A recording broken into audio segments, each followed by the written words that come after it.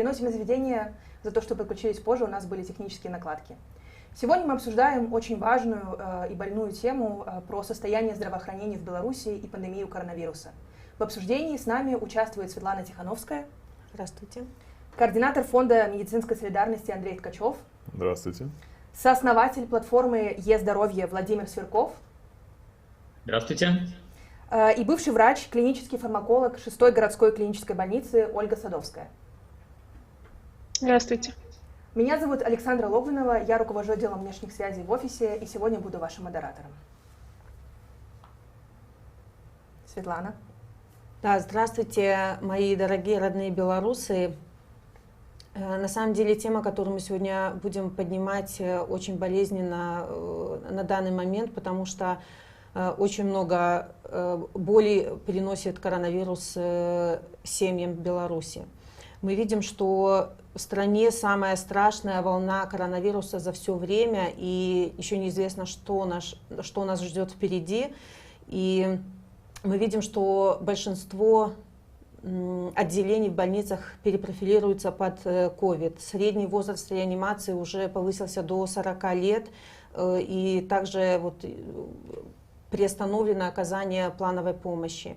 И у меня вопрос к Андрею прежде всего. Казалось бы, это уже 4-я волна коронавируса. Казалось бы, здравоохранение должно было бы быть готово к ухудшениям ситуации, но у меня такое ощущение, что как в первую волну больницы оказались не готовы, так и сейчас. Понятно, что коронавирус, он не дремлет и все больше и больше жизни и уносит, но можно было бы подготовиться. И как вообще система здравоохранения, она, по вашему мнению, справляется с пандемией? Да, действительно, к сожалению, мы сейчас наблюдаем картину, когда 4-я волна и вот этот пресловутый дельта-штамм, он оказался самым жестким, самым злым, как говорят медики, с самого начала пандемии.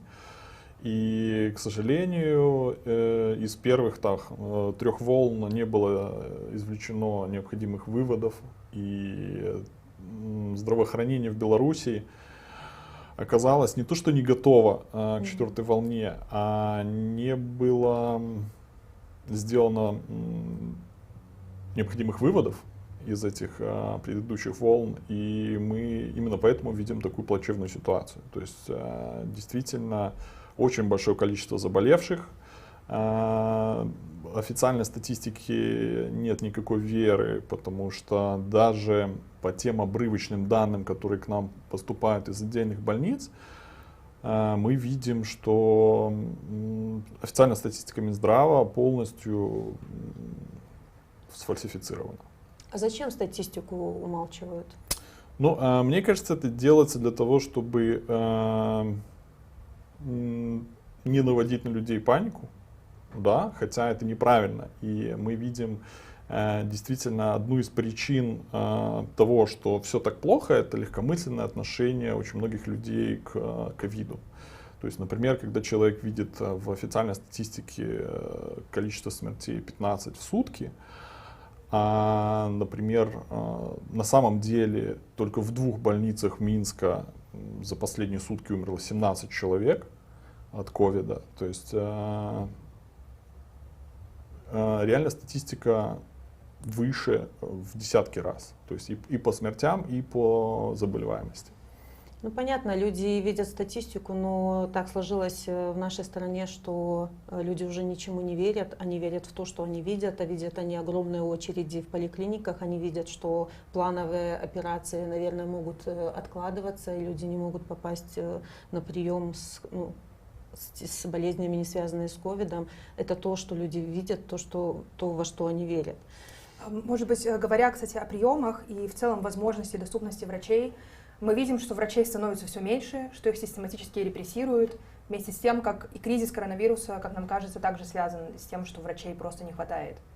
Да, это удивительная, абсолютно абсурдная ситуация, когда в разгар эпидемии увольняют медиков и увольняют очень высококвалифицированных медиков. И просто там за какие-то лайки, комментарии, за то, что человек подписался за альтернативного кандидата на выборах. По нашим данным, существует в Минздраве черный список медиков, которых увольняют, с ними не продлевают контракты, их переводят на должности ниже, и, соответственно, у людей пропадает мотивация к работе, и часть медиков, она уезжает даже не только в силу репрессий против них, а в силу того, что они не видят перспектив оставаться в Беларуси. А можно я спрошу у наших врачей по их опыту, можно ли остановить плановые приемы вообще? Была ли когда-нибудь такая практика в Беларуси? Ольга, это вопрос к вам, наверное, как практикующему врачу. Ну, официально плановый прием у нас отменен с понедельника, с 18 сентября. Это касается амбулаторных организаций, поликлиник. То есть все скрининговые мероприятия, обследования, какие-то хирургические манипуляции амбулаторные, все это отменено. С одной стороны, может быть, это правильный шаг в тех условиях, в которых мы оказались, в условиях уже практически неконтролируемой ситуации. Но, с другой стороны, для этого система оказалась не готова, на мой взгляд. Можно было бы развить, например, дистанционное телемедицинское консультирование в тех же поликлиниках, чтобы пациенты полностью не оставались без амбулаторной помощи. Можно было бы продумать графики, расписание работы врачей, каких-то кабинетов диагностических, хирургических, для того, чтобы разделить потоки людей, чтобы они меньше контактировали друг с другом и, соответственно, не заражали друг друга. Но это официально у нас плановая помощь амбулаторная отменена с понедельника, но по факту, допустим, плановую хирургическую помощь многие белорусы уже давно не получают и оказываются в очередях в ожидании на год, на два, например, на протезирование тазобедренных суставов, либо на какие-то другие операции. И это, безусловно, связано с тем, что очень много отделений и клиник перепрофилированы под инфекционные. Из этой ситуации был быть хороший выход, если бы, например, развернули койки на стадионах, в ледовых дворцах, как это делали в других странах. Тогда не пришлось бы перепрофилировать больницы и продолжать оказывать помощь плановую в стационарах. Это один момент. Второй, весной, летом был такой период относительно благополучный. Нам казалось, что мы ситуацию контролируем, что поток примерно стал такой постоянный, он не увеличивается, мы могли понимать, как в этой ситуации работать, и появилась возможность открыть многие стационары, например, многие отделения, например, в моей больнице, в 6-й, открылся роддом, открылся травматологический корпус, но в этой ситуации снова не было предпринято правильных решений по разделению потоков, по четкому скрининговому обследованию на ковид пациентов, поступающих в стационар. Все равно пациенты смешивались, здоровые и больные коронавирусной инфекцией, соответственно, заражали друг друга. С этим, может быть, отчасти связано нынешний пик, безусловно, при учете всех остальных факторов: отсутствие вакцинации нормальной, открытые школы, учебные заведения и отсутствие масочного нормального, выполнения нормального масочного режима, дистанцирования и прочее. Я хотела спросить, как вы говорите, потоки разделить, это могла сделать каждая больница или поликлиника индивидуально, или они ждали рекомендаций или указаний свыше, и поэтому этого не делали? По-хорошему, это можно делать в каждой организации. Главное, чтобы на это была воля и четкое понимание, представление, как это правильно сделать. Может быть, некоторые больницы спроектированы так, плохо спроектированы для условий эпидемии, что их сложно разделить. Но если подумать хорошенько и что-то в этом плане сделать, то можно. В 6-й больнице, в которой я работала, в этом плане у нас было все довольно-таки неплохо. У нас хороший эпидемиолог, который этим занималась, и очень грамотно были потоки разделены. Но все равно мы замечали, что нет контроля за пациентами, не ходить, покурить куда-нибудь, или просто прогуляться в чистое отделение. Постоянно мы видели, как из одного корпуса в другой корпус перевозят больных пациентов. Их какое-то время возили в поликлинику, которая рядом, когда у нас КТ-аппарат был на ремонте. Ну, то есть их возили просто на каталках по улице. Ну, так быть не должно. Ольга, вы уже частично затронули в своем ответе вопрос, или, вернее, тему сравнения того, как вообще система справлялась с первой волной коронавируса и что происходит сейчас. Может быть, вы бы могли сказать, например, как вообще сейчас врачи справляются? Потому что в первую волну мы видим и знаем отличный пример байковида, когда гражданское общество помогало и с кислородом, и с освещением темы. Как сейчас это происходит? Сейчас все, безусловно, намного хуже. Никаких инициатив, которые могли бы помочь, во-первых, нет, во-вторых, их невозможно сейчас организовать, чтобы это было безопасно и эффективно, к сожалению. Ну, врачи приспособились. Я, наверное, такое слово подберу. Приспособились к сложным условиям, приспособились экономить на СИЗах. То есть сейчас вроде как с средствами индивидуальной защиты не стоит острый вопрос. Поток производства их и закупка вроде как поставлены на поток, но если по правилам их менять, то есть, например, не использовать респиратор с индикатором N дважды, или не ходить в одном комбинезоне несколько месяцев, то СИЗов не хватит, если все правильно выполнять. Но в таких условиях, можно сказать, дефицита врачи справляются. Но сейчас плюс, который мы вынесли из предыдущих волн, то, что мы научились лечить пациентов. Мы знаем, как течет заболевание, мы знаем, в какой момент какие методы обследования или лечения применить, как их вести, как им помогать, но не хватает технического обеспечения, не хватает фармакологической поддержки. И в этих условиях, к сожалению, врач остается беспомощным. Он знает, как помочь пациенту, но у него нет инструментов для этого. То есть проблема с кислородом, она осталась прежней. На протяжении вот этих 1,5 лет с кислородом всегда были перебои, всегда падало давление в системе, и пытались что-то ремонтировать, но этого хватало буквально там на несколько дней. Планировали поменять, сделать новые системы, сделать какие-то независимые резервуары с кислородом, но до сих пор ничего не сделано. Выводы не сделаны, не закуплены транспортные баллоны с кислородом, не закуплены транспортные аппараты ИВЛ. То есть все те ошибки, которые были, они повторяются сейчас, но в условиях еще большего потока пациентов, еще большей загруженности. Ольга, а насколько я знаю, недавно в 6-й больнице произошла трагедия, связанная с перебоями в поставках кислорода, и там умерло несколько пациентов из-за этого. Ну, я знаю, что перебои с подачей кислорода были. Ну, на самом деле, они были всегда. То есть, когда я там работала, были периодические или отключения, или снижение давления, и действительно от этого страдали пациенты. Ну, то есть, я не могу сейчас утверждать, что конкретно от этого погибли люди, но предположить, что это стало одним из факторов ухудшения их состояния, вполне резонно. Еще один критерий, почему эта волна намного тяжелее, потому что, к сожалению, умирают беременные женщины и роженицы. То есть до этого такого не было. По крайней мере, вот я могу говорить за свою клинику, за свой роддом. А сейчас где-то за последние 2 недели умерло 4 женщины, роженицы. Это страшная трагедия, это говорит о том, что система уже работает совершенно на износ.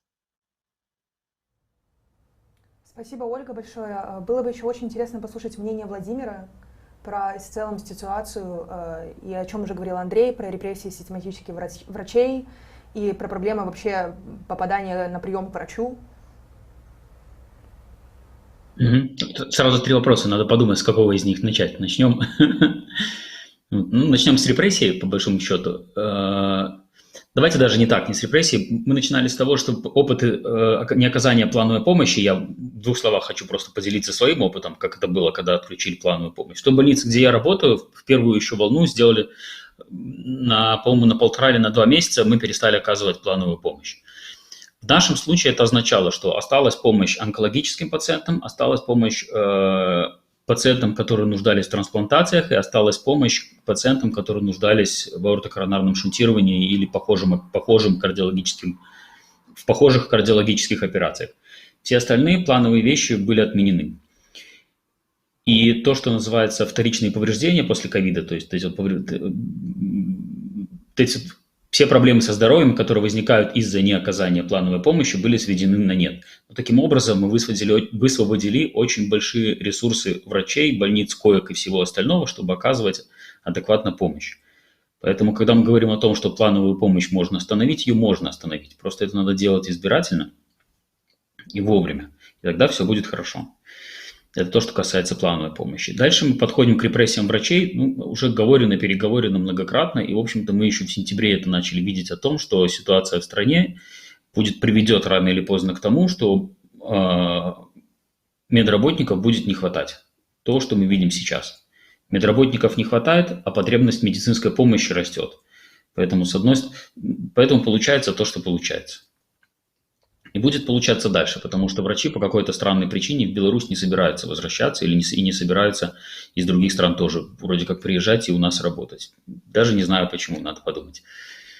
А количество пациентов будет расти. Опять же, даже не знаю почему. Наверное, потому что так грамотно простроена политика борьбы с ковидом в стране. Вот. Что вы еще спрашивали? Я хотела спросить, так как у нас Владимир руководитель проекта Е-здоровье, и видя те очереди, которые приходят к врачу иногда только для того, чтобы получить совет, как лечиться от ковида, если есть такое лечение вообще. Есть ли какая-то альтернатива людям, которые не хотят идти в поликлиники, чтобы стоять в многочасовой очереди, как получить консультацию у специалиста, не подвергая себя, свое здоровье опасности? Да, Светлана, конечно, есть. И, в общем-то, это одна из причин, почему мы Е-здоровье придумали. То есть первая причина была, потому что мы понимали, что будет недостаток врачей, и надо его как-то компенсировать, дать людям возможность, с одной стороны, пациентам получить медицинскую помощь, с другой стороны, врачам, которым не дают работать, дать эту возможность работать. Это первая причина. Вторая причина, было понятно, что ковид был, и он опять вернется, и он опять вернулся. И абсолютно общепринятая практика уменьшать количество очных контактов между людьми и между человеком и врачом, к которому он обращается. И в мире это называется телемедицина. И это работает, и мы это делаем. У нас хватает специалистов на нашей платформе для того, чтобы люди приходили и получали консультации онлайн. Им не обязательно, очень многие вопросы, огромное количество вопросов не нуждается в очном приеме. Мы делали нашу платформу, говоря о том, что мы не оказываем медицинской помощи. Так и есть. Мы даем советы, и мы говорим людям, что им нужно делать в той или иной ситуации. И поверьте, 80% вопросов минимум решается нашими специалистами в течение 5, максимум 10 минут. Не потому, что у нас супергениальные специалисты, хотя не без этого, а потому что вопросы требуют буквально каких-то очень простых ответов. Сегодня утром как раз мы запустили программу консультаций вопросы про ковид. Наверное, мы еще вернемся к этому, я скажу. Потому что это те вопросы, которые не нуждаются в том, чтобы человек пошел в поликлинику, отстоял очередь, проконтактировал с огромным количеством людей в этой очереди, заразился сам, заразил других, не дай бог. Все можно сделать, сидя дома. Задать вопрос, получить ответ и знать, что делать дальше. И детские врачи у вас тоже есть? У нас есть более 30 разных специализаций. Я уже сейчас могу ошибиться в точном числе, сколько у нас специализаций, потому что они постоянно добавляются. У нас есть педиатры, у нас есть гинекологи, то есть мы можем консультировать беременных женщин, мы можем консультировать родителей, то, что касается здоровья их детей. У нас есть онкологи, можно консультироваться с ними, у нас, естественно, есть терапевты, у нас есть невролог, у нас есть гематологи, хирурги, ортопеды, у нас есть фармакологи, иммунологи, аллергологи, эндокринологи. У нас есть действительно огромный набор специалистов. Просто зайдите на платформу, зарегистрируйтесь и посмотрите, кто у нас есть. И в том числе вопросы ковид. Все, что вы хотели знать про ковид, вы найдете там.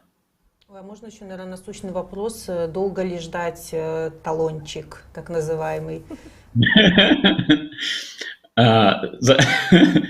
Зависит от специалиста на самом деле. То есть некоторые специалисты, которые отвечают мгновенно. Есть некоторые вопросы, которые вам придется ждать. То есть, к сожалению, у нас не по всем специальностям есть большой набор. Но то, что касается, например, педиатрии, вы получите ответ очень быстро. То, что касается терапии, скорее всего, придется, наверное, чуть-чуть подождать, хотя терапевты работают вот отлично. Ответа невролога будете ждать долго, но точно его получите. Этих специалистов редких у нас немного. Ну вот так. То есть по некоторым специальностям надо просто подождать, чтобы пришел ответ, а по некоторым вы получите практически мгновенно. Вот говоря про насущные вопросы, кстати, очень часто и нам приходит вопрос, и в целом он звучит. Можно ли, во-первых, заработать врачу, находясь на платформе Е-здоровье? И принимают ли всех врачей или только репрессированных? Потому что я понимаю, изначально Е-здоровье организовалось только потому, что слишком много людей уволили, и их нужно было как-то трудоустраивать.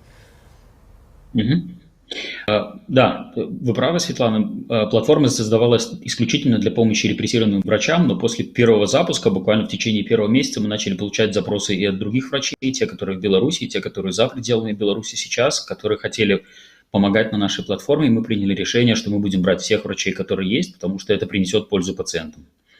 Поэтому у нас на платформе работают не только репрессированные врачи, а все врачи, которые хотят работать, и мы приглашаем врачей. Если вы хотите участвовать в этом проекте и попробовать, что значит работать в правильной медицине, то добро пожаловать. На платформе мы не занимаемся коммерческой деятельностью, то есть мы не платим зарплату нашим врачам. Любой пациент может прийти на платформу, получить помощь и абсолютно уйти, ничего не платя. Но мы предлагаем пациентам делать пожертвования. То есть пациенты могут внести пожертвования, которые попадают в фонд медицинской солидарности и оттуда распределяются по врачам, которые в этом нуждаются, в том числе тем, которые работают на нашей платформе, в зависимости от того, сколько консультаций кто из них провел. В итоге, получается, к вашему вопросу, можно ли заработать. Если отвечать юридически, нет, заработать нельзя. Если отвечать фактически, то да, репрессированные врачи могут за счет пожертвований получать какие-то суммы денег. И эти суммы, ну я так скажу, опять же, они очень разнятся в зависимости от того, насколько востребован специалист, но они иногда могут в 2 раза превышать зарплаты белорусских врачей месячные. Это, правда, такой совсем абсолютный максимум, да, я вам говорю. Но могут быть просто каким-то хорошим таким додатком к доходу.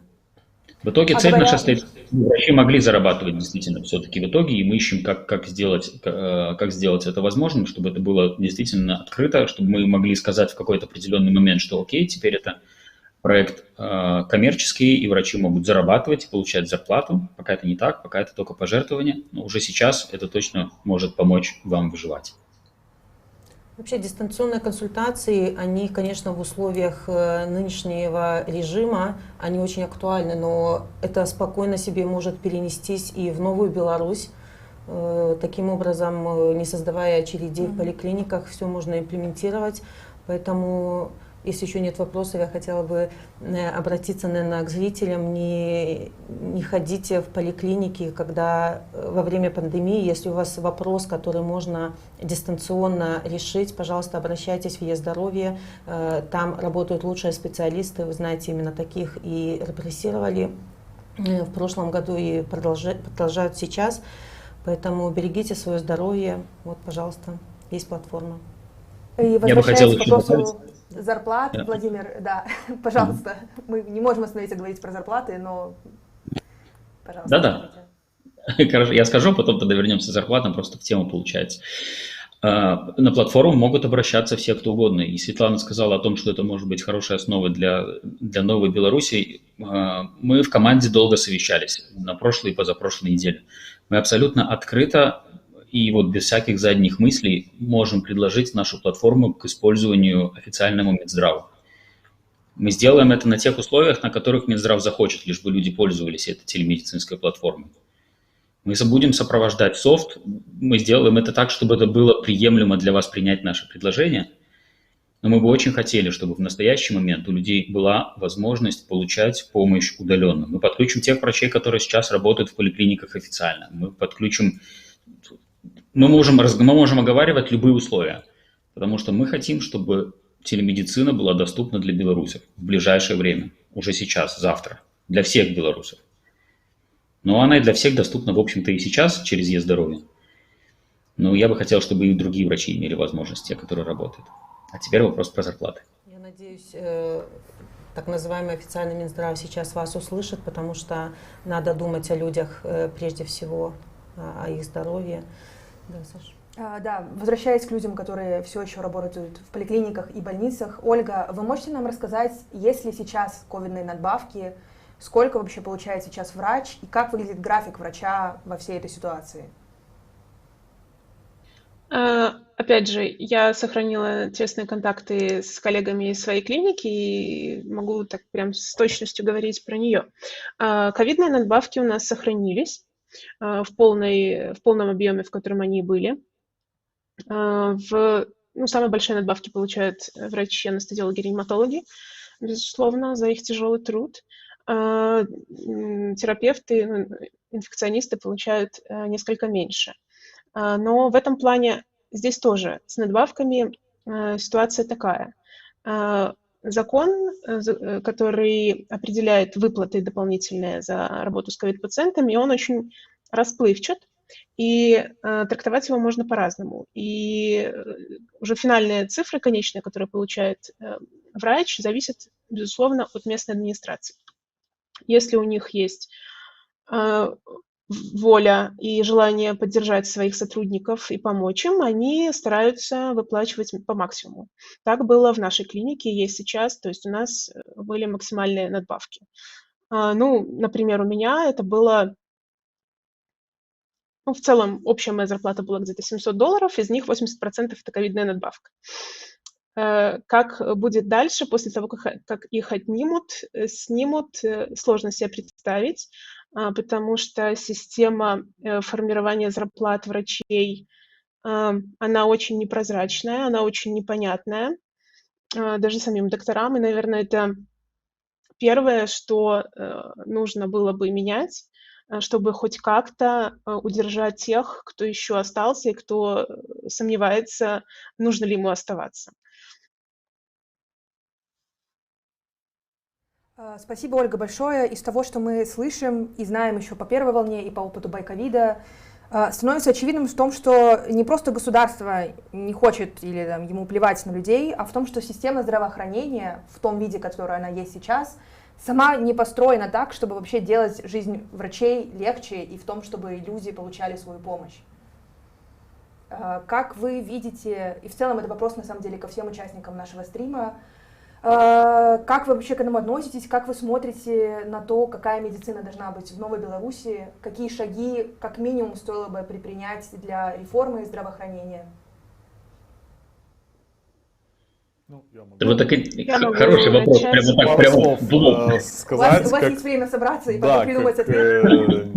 Человек, не работающий в системе здравоохранения, я вижу ее со стороны, я видел те проблемы во время первой волны ковида, когда мы с инициативой BikeCovid занимались помощью медикам, мы увидели вот эту несовершенность и ригидность системы здравоохранения, которая не сработала достаточно оперативно, и она не отвечала тем вызовам, которые поставил перед ней COVID и эпидемия.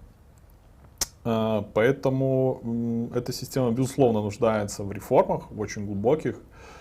И есть достаточное количество примеров, как эти реформы проходили в других странах. И мне кажется, в будущей Беларуси будет очень важно максимально глубоко и быстро провести эти реформы. Поэтому мы будем стремиться это делать, насколько это будет возможно. Владимир, Ольга, если у вас комментарии. Да, я совершенно согласна, что нужно брать пример с тех стран, которые уже это прошли, и у нас уникальная возможность почерпать самое лучшее и научиться на чужих ошибках. Но самая, мне кажется, первая проблема, которую мы имеем сейчас, это нехватка кадров именно управленческого звена, потому что подготовка управленцев у нас очень узконаправленная, то есть варианты образовательных учреждений, их совсем очень мало. Это повышение квалификации в сфере управления в здравоохранении в Долмапо и Академия управления при президенте. других образовательных учреждений для управленцев нет. Мне кажется, уже сейчас можно находить перспективных, классных врачей, которые бы хотели проявить себя, реализовать себя в построении системы здравоохранения, в реформировании ее, и помогать им получить это образование. Где-то в других странах у других специалистов, может быть, найти супервизоров или экспертов этой области из других стран, чтобы они могли проконсультировать и разработать четкий план по медицинской реформе, потому что реформа здравоохранения, она, очевидно, что она будет очень глубокой, сложной, разноплановой и коснется, всей сферы здравоохранения и социальной помощи.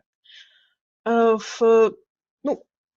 что можно было бы уже сделать сейчас в существующей системе, это, как я уже говорила, повторюсь, пересмотреть зарплаты врачам, сделать так, чтобы врачи сами участвовали в разработке подходов к начислению зарплат, чтобы зарплата зависела непосредственно от реального результата твоего труда, от уровня ответственности и сложности выполняемой работы.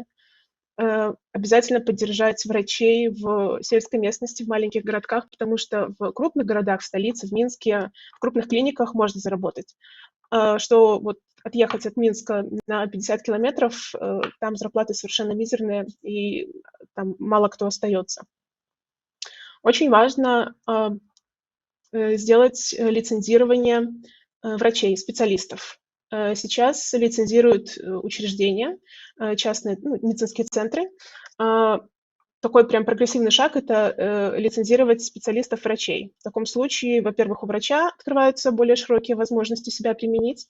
Во-вторых, система становится более пластичной и конкурентоспособной. Очень важно, чтобы в новой медицинской системе здравоохранения создавались профессиональные медицинские сообщества, но такие настоящие сообщества, которые имеют авторитет, имеют статус, имеют вес в системе здравоохранения и вообще в государстве, которые могут участвовать в принятии управленческих решений, важных решений, которые развивают своих членов, отправляют их на обучение, могут выдавать гранты на развитие науки, каких-то проектов. Здесь, на самом деле, можно очень много говорить, но вот эти пункты, наверное,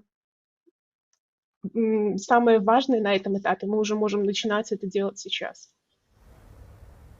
Владимир, есть ли вам что добавить? Да, я бы хотел сказать.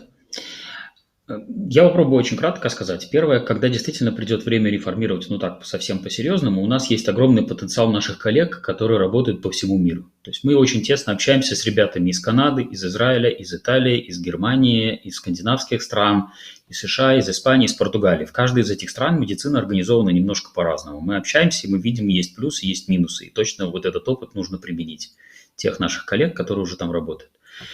Следующий момент, что точно нужно сделать в нашем здравоохранении. Я сейчас не буду углубляться в какие-то детали, потому что специалисты сразу же забросают камнями. Но с чем согласятся, скорее всего, большинство, с тем, что в клиниках должна быть большая степень свободы принятия решений на местах. То есть я абсолютно уверен, что главврачи тех больниц, которые сейчас в Беларуси работают, если бы они не оглядывались вверх и не ждали, что им оттуда сверху прилетит, они бы уже давным-давно приняли бы те решения, которые бы позволяли им больницам работать более эффективно в борьбе с ковидом. А дальше мы можем просто трансполировать все это чуть-чуть выше и понять, насколько все завязано вверху. И так вот так не должно быть. Чем больше свободы есть внизу и автономности принятия решений, тем адаптивнее система. И это работает в других странах, и это может работать в Беларуси. И такую свободу нужно дать. Следующий момент. То, что говорила Ольга, она сказала про лицензирование специалистов. Я сделаю еще немножечко шаг вперед. Не нужно лицензировать специалистов. Врача вообще не нужно лицензировать. Врачам отдельно как личностям не надо получать лицензии на врачебную деятельность. Это называется свободная профессия. Этот принцип существует в Германии, в Австрии, Швейцарии. Про другие страны не скажу, но, по-моему, там точно такой же принцип. Врач на основании того, что он получил диплом, на основании того, что он прошел специализацию, сдал экзамены, он уже имеет право на частную практику. И все, что ему нужно сделать, ему нужно просто во врачебное сообщество свое, врачебная палата в Германии, например, подать заявление о том, то есть заявить о том, что он начинает свою частную практику. И все, он не разрешение получает, он говорит о том, что он начинает свою частную практику. Просто на основании того, что у него есть врачебный диплом, и не нужно никакой лицензии. Я повторю еще раз это слово, это называется свободная профессия. Сейчас коллеги в Украине пытаются такое сделать, это точно есть в Германии, в Австрии, по-моему, есть в Польше, но здесь я уже не буду врать, здесь я уже не уверен. Это то, что нужно сделать в стране. Я вот на этом бы остановился. А дальше это уже вопрос к узким экономическим специалистам и специалистам, которые разбираются в системах страхования и других вопросах финансирования здравоохранения. А вот еще один момент.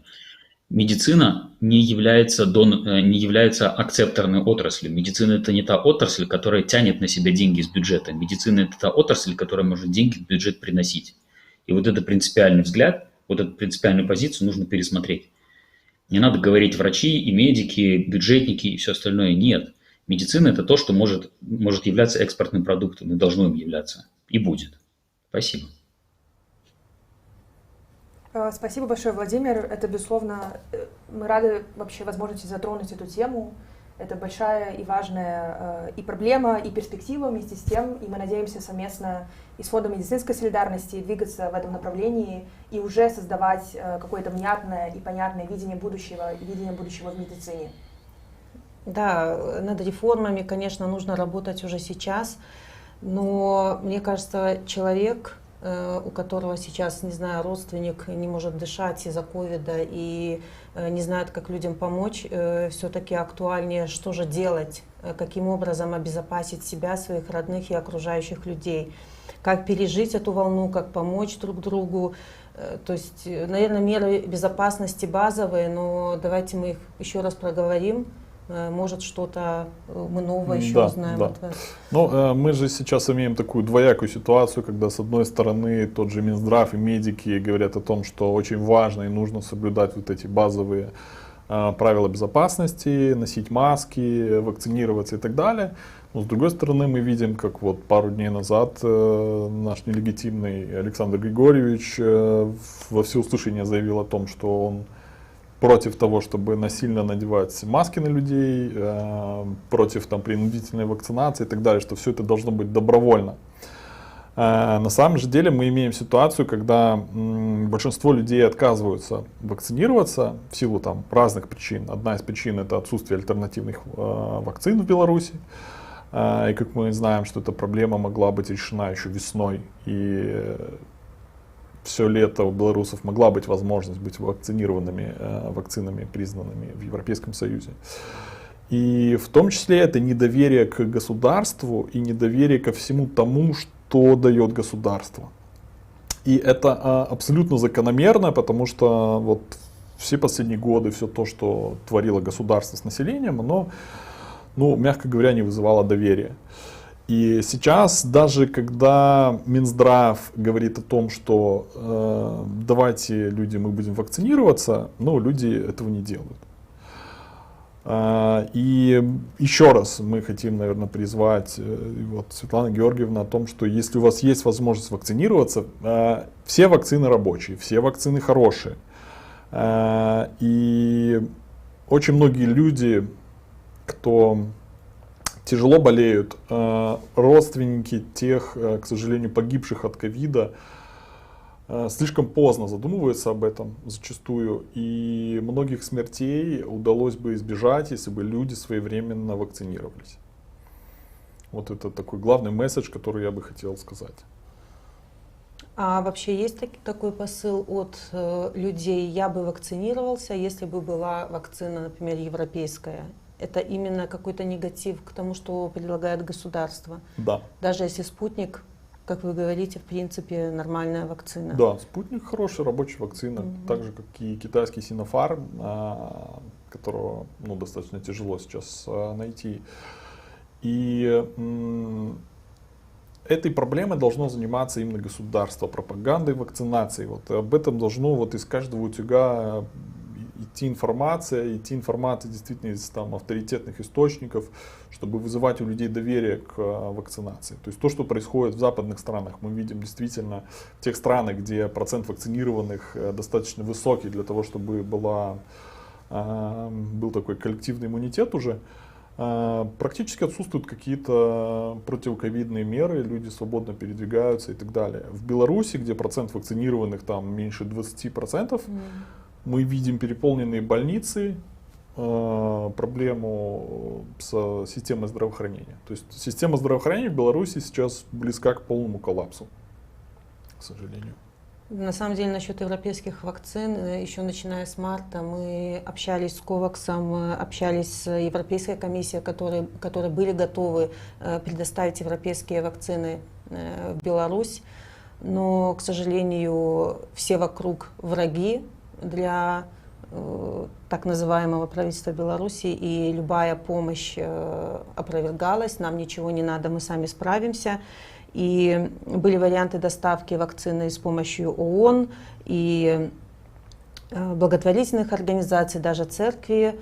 Сейчас мы продолжаем каким-то образом пытаться привлечь вакцины в Беларусь. Очень сложно, ищем какие-то обходные пути, но пока так. И очень страшно от того, что организовываются так называемые путевки за вакцинацией в Литву и Польшу, и Киев, наверное. Да, да? но это вынужденная мера, потому что белорусы хотят привиться вакцинами, признанными в ЕС. Во-первых, потому что они им больше доверяют, во-вторых, они дают возможность свободно передвигаться.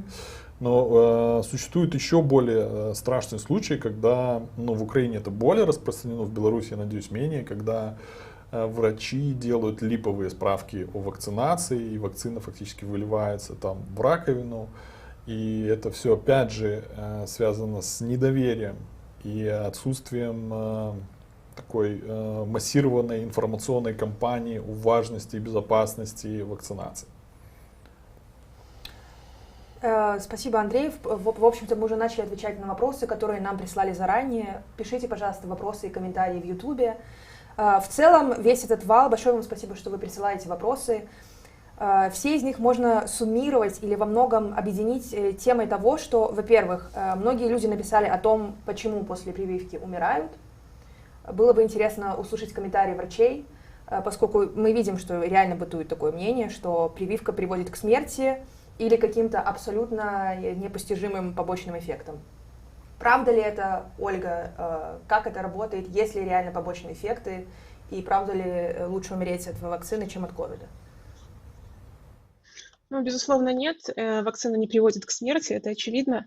Вообще вакцины как тип лекарств самые безопасные из всех лекарственных препаратов. Мы просто столкнулись с таким явлением, когда прививается большое количество людей, соответственно, тот небольшой процент побочных нежелательных эффектов, мы его видим. Если бы мы привили 100 человек, мы бы не увидели ни одной аллергической реакции, например. Когда мы прививаем 1 000 000 пациентов, мы видим эти нежелательные эффекты. И ни одной реакции на введение вакцины не привела к летальному исходу в Республике Беларусь. Это, безусловно, было бы зафиксировано, мы так или иначе бы об этом узнали.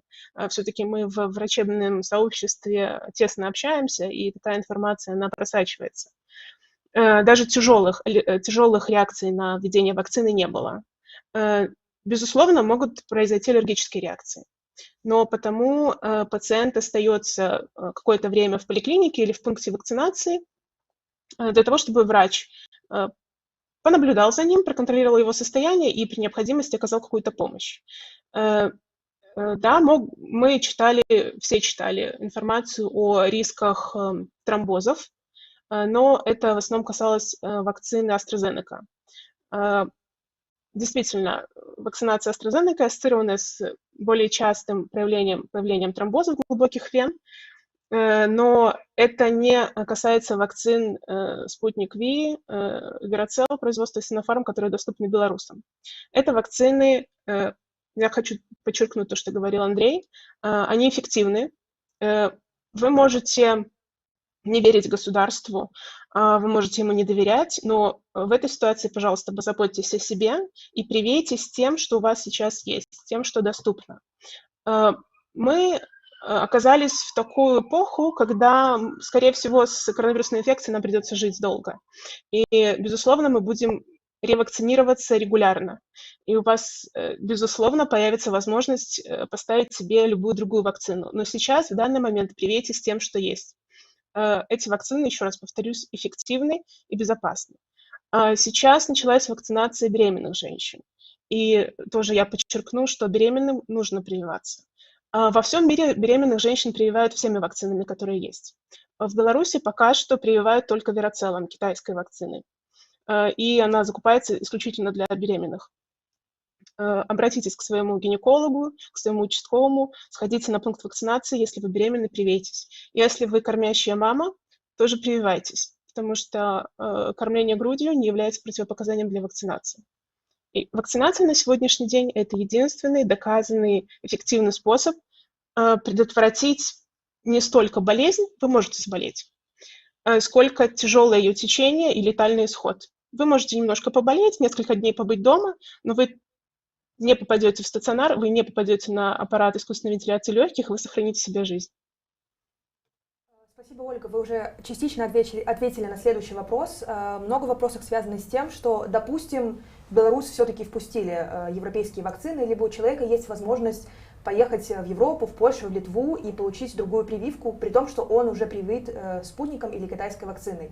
Можно ли ревакцинироваться? И если да, есть ли какие-то рекомендации по срокам, в какой период можно сделать повторную вакцину? Есть точные данные, что обязательно через 6 месяцев после первой вакцинации нужно ревакцинироваться людям с иммуносупрессией, то есть с какими-то тяжелыми заболеваниями, которые ведут к угнетению иммунитета, или если пациент принимает иммуносупрессирующую терапию, через 6 месяцев можно ревакцинироваться. По остальным людям убедительных данных обязательной ревакцинации через 6 месяцев нет. Известно, что спутник поддерживает иммунитет против ковид больше, чем 6 месяцев, 6-8 месяцев.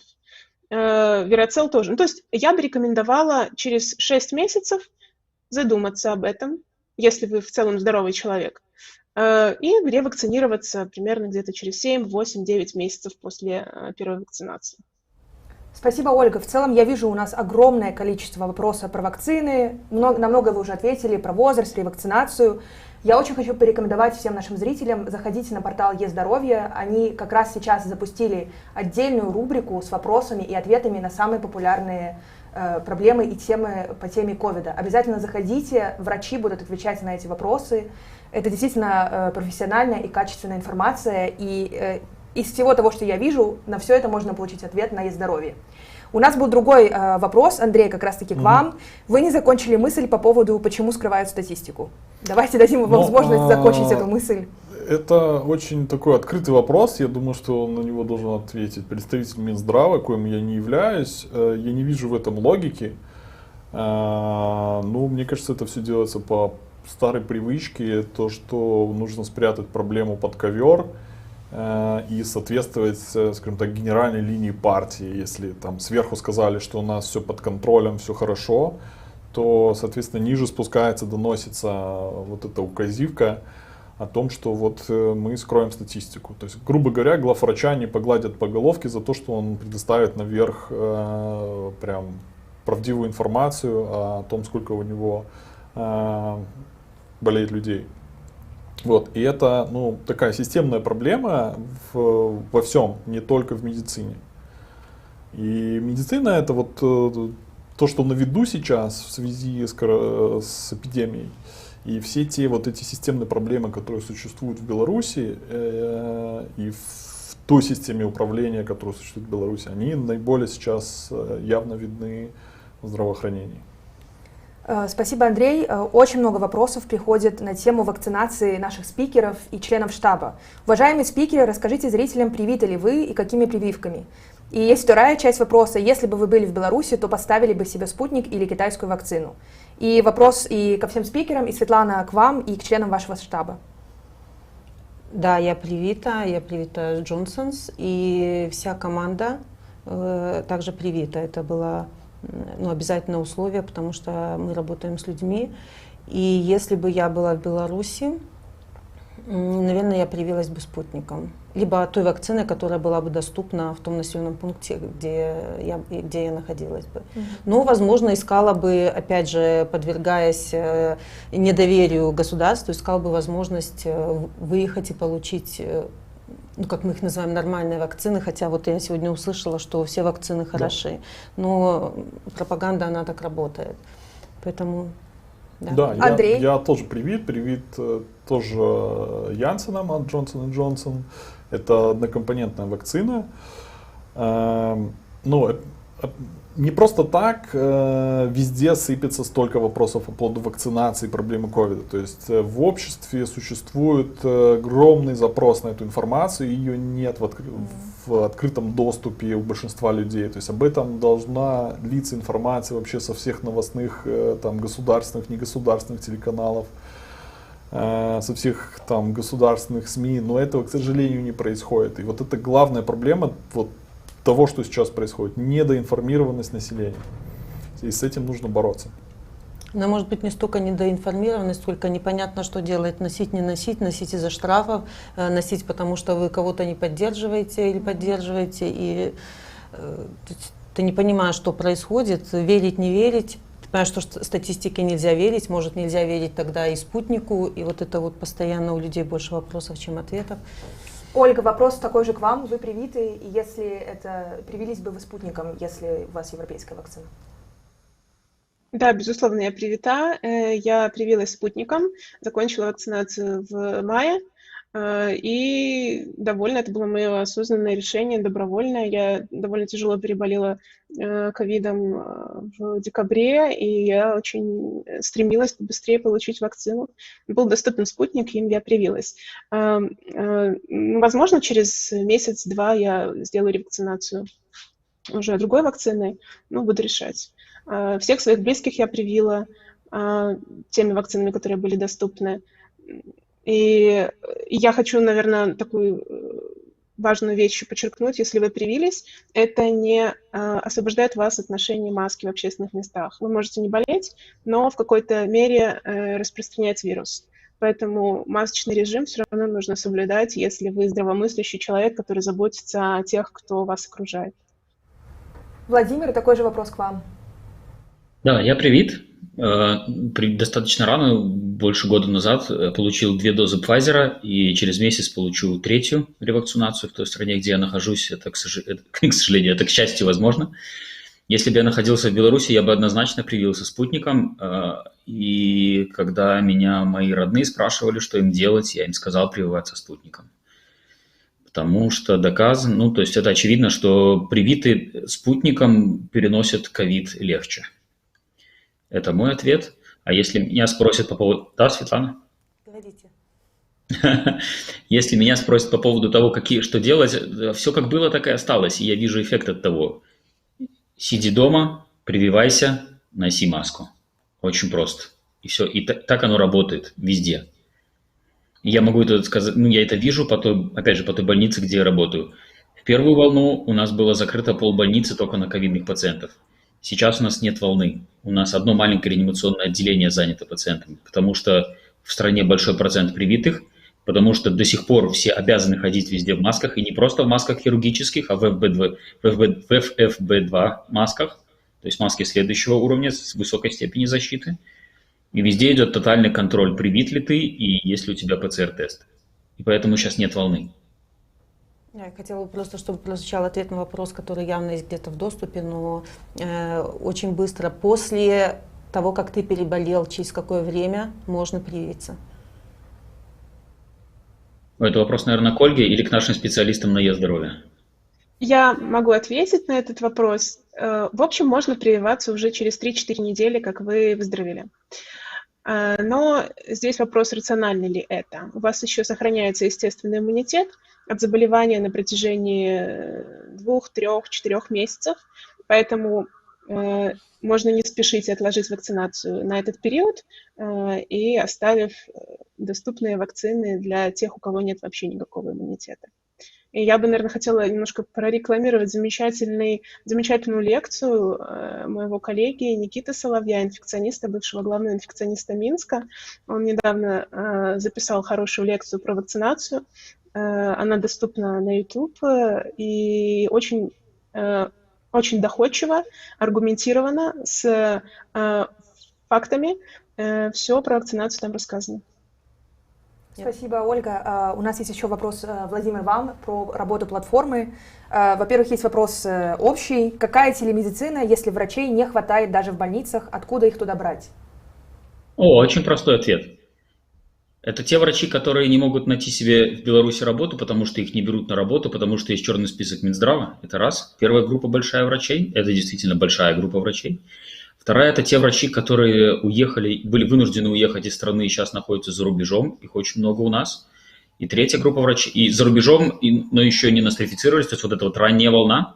И очень большая группа врачей, которые уехали уже очень давно, нострифицировались и хотят помогать гражданам своей страны. То есть они пришли на платформу приблизительно с таким запросом: мне ничего от вас не надо, дайте мне только работать и помогать пациентам Беларуси. Все, вопросов больше нет.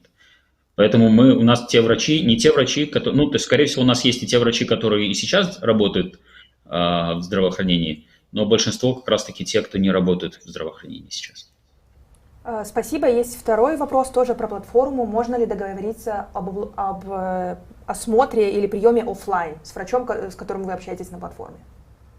Смотря в какой стране вы живете. Если вы живете в Беларуси, то только после того, как наступит новая Беларусь, по понятным причинам.